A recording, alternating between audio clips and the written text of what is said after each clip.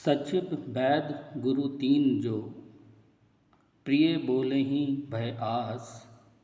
राज धर्म तन तीन कर, होई बेगई नास। नमस्कार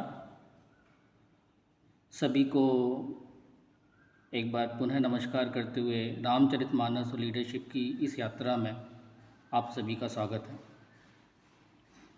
आज हम तुलसीदास जी के एक और सूत्र पर विचार करेंगे और ये देखेंगे कि ये सूत्र जो है वो लीडरशिप की हमारी इस यात्रा में, लीडरशिप यानी कि जीवन की इस यात्रा में किस तरह से हमारी मदद कर सकता है और किस तरह की वो भूमिका निभा सकता है। वैसे तो अब तक हम लोग ये समझ ही रहे हैं कि मानस की ये सब मोती हैं और तुलसीदास जी ने अद्भुत सूत्र लिखे हैं जिसकी की सहायता से हम जीवन की सभी समस्याओं का हल कर सकते हैं। तो पुनः तुलसीदास जी के इस सूत्र पर हम विचार करते हैं जिसमें वो ये कह रहे हैं कि सचिव बैद गुरु तीन जो, प्रिय बोलहिं भय आस। यानी कि मिनिस्टर्स या मैनेजर्स, दूसरा डॉक्टर्स और तीसरा गुरु, अगर ये किसी आशा के कारण और किसी भय के कारण गलत इन्फॉर्मेशन देने लगते हैं, फॉल्स इन्फॉर्मेशन देने लगते हैं और झूठ बोलने लगते हैं, तो तुलसीदास जी लिखते हैं कि राज धर्म तन तीन कर, होई बेगई नास। तो राज्य का यानी ऑर्गेनाइजेशन का, धर्म का, कर्तव्यों का और शरीर का नाश हो जाता है। अगर किसी ऑर्गेनाइजेशन में लीडर इस तरीके का एनवायरनमेंट क्रिएट कर दे कि लोग उसके पास तक सही इन्फॉर्मेशन लेकर जाने में घबराएं, या फिर वो सारी बातें ऐसी करें जिससे लीडर खुश हो जाए, यानी यस मैन की तरह। अगर लीडर ने यस मैन जैसा इन्वायरमेंट क्रिएट कर लिया तो सही इन्फॉर्मेशन उस तक नहीं पहुंचेगी, उसको कॉम्पिटिटर्स के बारे में पता नहीं लगेगा, उसको मार्केट के बारे में पता नहीं लगेगा, उसको उसके ऑर्गेनाइजेशन के अंदर जो इंटरनल एक्टिविटीज़ हो रही हैं उसके बारे में सही इन्फॉर्मेशन नहीं आएगी। तो फिर वो सही डिसीजन कैसे लेगा? और अगर सही डिसीजन नहीं लेगा तो अंततः ऑर्गेनाइजेशन को नुकसान होगा और लीडरशिप की क्रेडिबिलिटी को नुकसान होगा। तो ये एक बड़ा ज़रूरी सूत्र है जिसमें तुलसीदास जी ने बिल्कुल साफ लिख दिया है कि सचिव बैद गुरु तीन जो, प्रिय बोले भय आस। यानी सिर्फ वो इसलिए कुछ कह रहे हैं, या तो वो डरे हुए हैं या उनको ये लगता है कि इस तरीके की बात करने पर उनको प्रमोशन मिल जाएगा। वो शॉर्ट टर्म गोल की तरफ देख रहे हैं और लीडर को खुश करने के चक्कर में उसकी फ्लैटरिंग कर रहे हैं, उसकी चापलूसी कर रहे हैं। तो ये ज़रूरी है कि लीडर अपने दोनों डायमेंशन में सत्य को स्वीकारें। जो उसके पास सही इन्फॉर्मेशन लेके आए उसको स्वीकार करने की उसमें हिम्मत हो, उसमें क्षमता हो।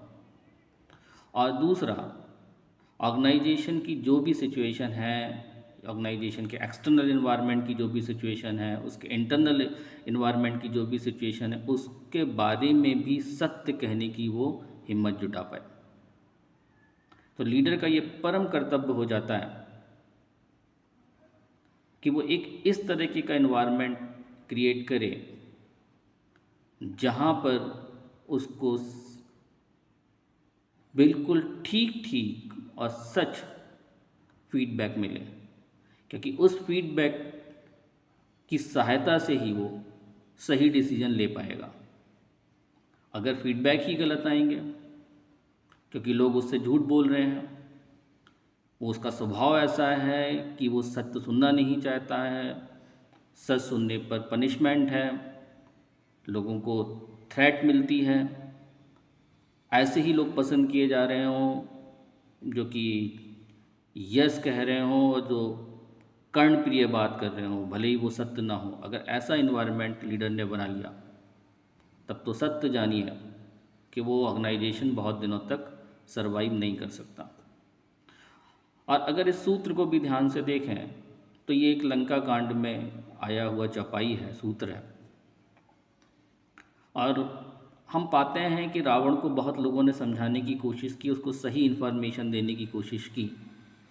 उसको विभीषण ने समझाया, उसको मंदोदरी ने समझाया, उसको प्रहस्त ने समझाया, मालवंत ने समझाया, पर रावण ने सिर्फ उन्हीं मंत्रियों की बात सुनी जो कि उसकी प्रशंसा के गीत गा रहे थे। रावण ने सत्य इन्फॉर्मेशन सुनने से इनकार कर दिया। रावण ने उन सब लोगों को दंड देने की कोशिश की, उन सभी लोगों को धमकाया जिन्होंने उसको सही सही फीडबैक दिया। और अंत में हम पाते हैं कि रावण मिस इन्फॉर्मेशन का शिकार हुआ। उसको भगवान राम की शक्तियों के बारे में कुछ पता नहीं चला और रावण ने सोचा जैसे कि उसने अब तक युद्ध जीते हैं वो इस युद्ध को यूं ही जीत लेगा। और लंका का विनाश हुआ, रावण का विनाश हुआ। तो इस घटना से, इस उदाहरण से और इस पूरे घटनाक्रम के बारे में इस एक सूत्र से ये पता लगता है कि युद्ध सिर्फ और सिर्फ इन्फॉर्मेशन के बल पे ही जीते जा सकते हैं। कॉम्पिटिटर्स को सही इन्फॉर्मेशन के आधार पर लिए गए डिसीजन से ही डिफीट किया जा सकता है।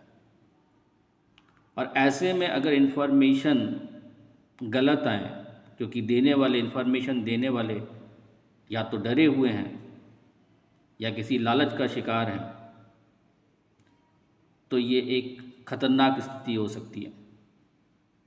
इसीलिए इस एक सूत्र पर हम पुनः विचार करें और अपने अपने ऑर्गेनाइजेशन के अंदर एक ऐसा इन्वायरमेंट क्रिएट करें जहाँ पर सही सही फीडबैक आ सके, लोग सच बोलने में घबराएं नहीं।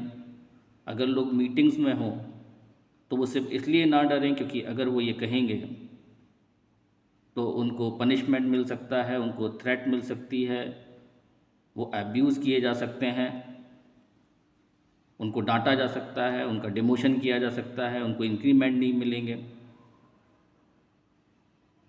बल्कि चाहिए तो ऐसा कि जो लोग भी सत्य बात कह रहे हों, सही बात कह रहे हों, उस पर विचार किया जाए और ऐसे लोगों को प्रमोट किया जाए जो कि सच बात कहने की, सत्य बात कहने की हिम्मत रखते हों, जो सिर्फ कर्णप्रिय बात ना कहें बल्कि सत्य बात कहें, जो भले ही सुनने में उतनी अच्छी ना लगे। तो इसलिए एक बार पुनः ये सूत्र आपके सामने रख रहा हूँ, इस पर विचार करिए कि हमें किस तरीके का इन्वायरमेंट क्रिएट करना है। हमें एक फियर वाला इन्वायरमेंट क्रिएट करना है कि हमें फ्लैटरी वाला इन्वायरमेंट क्रिएट करना है, या हमें एक ऐसा इन्वायरमेंट क्रिएट करना है जहाँ पर सही सही सत्य फीडबैक आ सके, सही सही इन्फॉर्मेशन देने में लोग घबराएं नहीं और उस सही इन्फॉर्मेशन के बेसिस पे हम सही निर्णय ले पाएँ। तो ये निर्णय भी हमारा ही है। एक बार पुनः ये सूत्र को आपके सामने रख रहा हूँ, इस पर विचार करके देखिएगा। सचिव वैद गुरु तीन जो, प्रिय बोलई भय आस, राज धर्म तन तीन कर, होई बेगई नास।